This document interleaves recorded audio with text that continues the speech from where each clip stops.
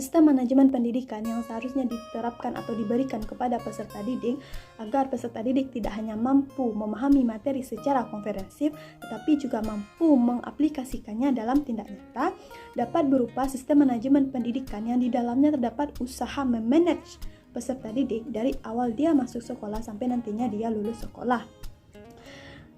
Proses memanage tersebut harus berupa kegiatan-kegiatan yang lebih kepada penekanan tindak nyata daripada penekanan teori. Lebih kepada penekanan pemahaman daripada hafalan. Dan kegiatan-kegiatan tersebut harus memacu kemandirian para peserta didik dan juga fungsionalis terhadap kehidupan peserta didik.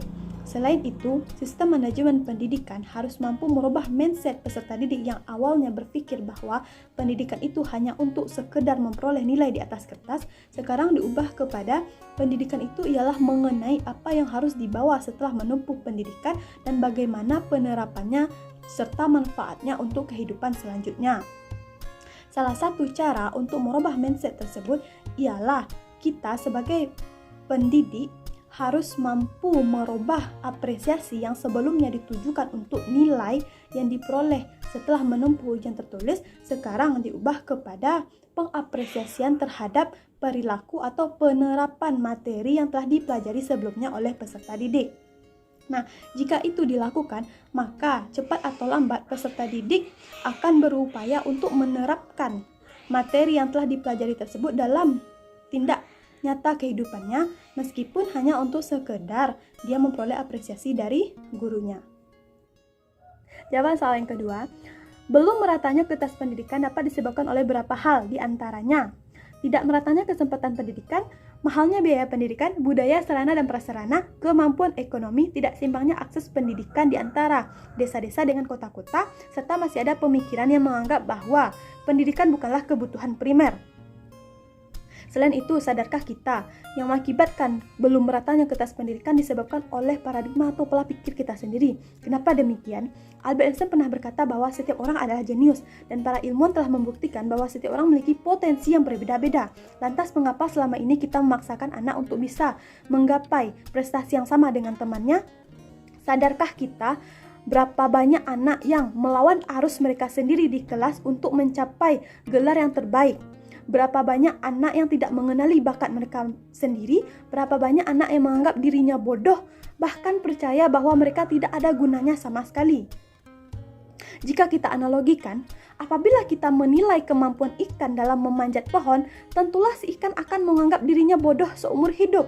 Itu marilah kita ubah pola pikir kita dengan mengarahkan anak kepada bakatnya masing-masing. Apabila dokter memberikan resep yang sama kepada setiap para pasien, tentulah tujuan sehat dari para pasien tidak akan pernah tercapai karena perbedaan penyakit. Begitu jugalah dengan pendidikan kepada anak. Jadi marilah kita modifikasi pendidikan kita ubah pola pikir kita dengan memberikan semangat dan dukungan kepada anak untuk menggapai mimpinya masing-masing.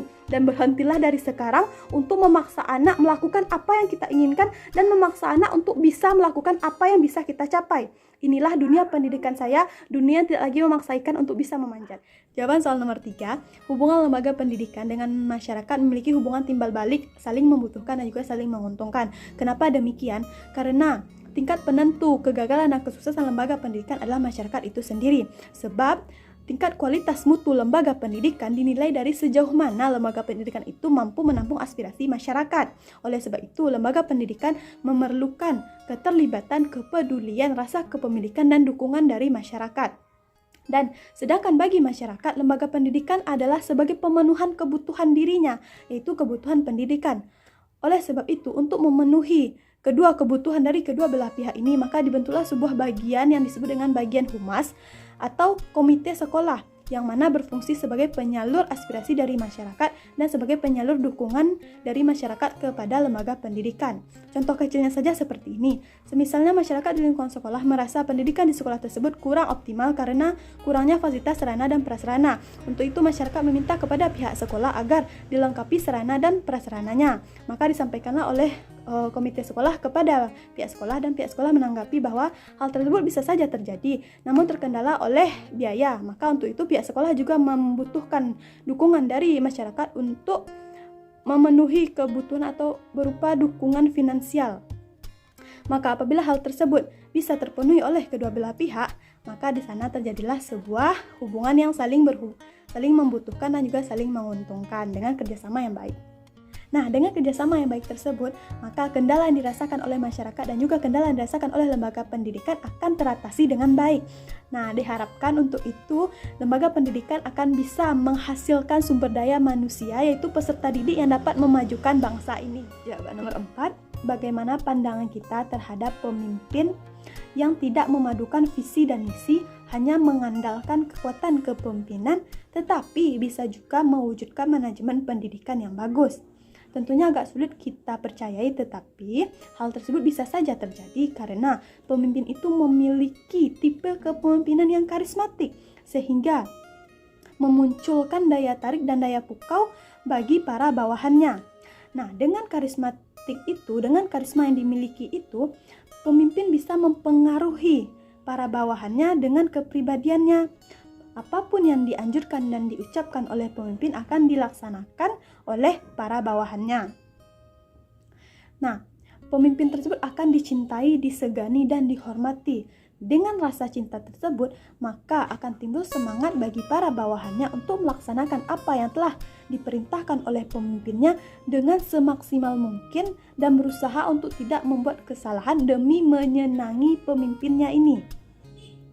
Dengan begitu, karena adanya rasa dari para bawahan untuk menyenangi pemimpinnya ini, maka berhasillah pemimpin tersebut mengendalikan, mempengaruhi bawahannya, mengontrol bawahannya untuk melaksanakan tugas sesuai dengan apa yang diperintahkannya. Nah, dengan begitulah, maka terwujudlah sebuah manajemen pendidikan yang bagus, yang mana terkelola, teratur, dan terstruktur secara baik sesuai apa yang diinginkan oleh pemimpinnya tersebut. Jawaban soal nomor 5, bagaimana pandangan kita terhadap gambaran soal tersebut? Benar sekali, prinsip utama supervisi pendidikan bukan mencari kesalahan tetapi mencegah kesalahan. Nah, di sini saya berpandangan bahwa telah terjadi sebuah kesalahan di mana adanya ketidaksinkronan antara masalah yang terjadi dengan solusi yang diberikan. Masalah utamanya adalah kesulitan mendapatkan sinyal, sedangkan bantuan atau solusi yang diberikan yaitu bantuan kuota internet. Nah, disinilah menurut saya kesempatan bagi manajemen pendidikan untuk tetap bisa memberikan pelayanan yang maksimal kepada peserta didik, orang tua, dan masyarakat di masa pandemi ini. Lalu bagaimana caranya? Caranya yaitu dengan mengatasi kesalahan atau mencegah kesalahan itu terjadi dengan membuat sebuah rancangan yang berprinsip kepada prinsip-prinsip supervisi pendidikan. Yang pertama yaitu ilmiah. Ilmiah terdiri dari 3, sistematif, artinya terencana, terkendali, dan berkelanjutan. Yang kedua itu objektif, yaitu harus berdasarkan kepada hasil nyata observasi atau kejadian yang sebenar-benarnya. Dan yang ketiga menggunakan instrumen atau alat yang bisa menimbulkan umpan balik. Dan prinsip yang kedua yaitu kooperatif, artinya bisa bekerja sama dengan staf yang lainnya. Nah, di sini manajemen pendidikan harus bisa bekerja sama dengan pemerintah dalam mengatasi kesalahan tersebut, yaitu memberikan solusi terhadap kendala jaringan tersebut. Nah, yang ketiga demokratif, artinya berdasarkan hasil mufakat atau musyawarah bersama atau keputusan bersama. Dan yang terakhir yaitu konstruktif dan kreatif.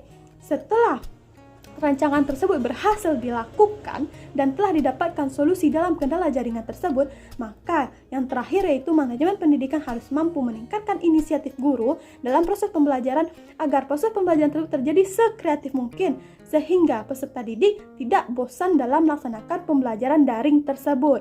Nah, dengan demikian, maka pendidikan dalam masa pandemi ini akan diharapkan bisa tetap bersaing di tingkat lokal, nasional maupun internasional.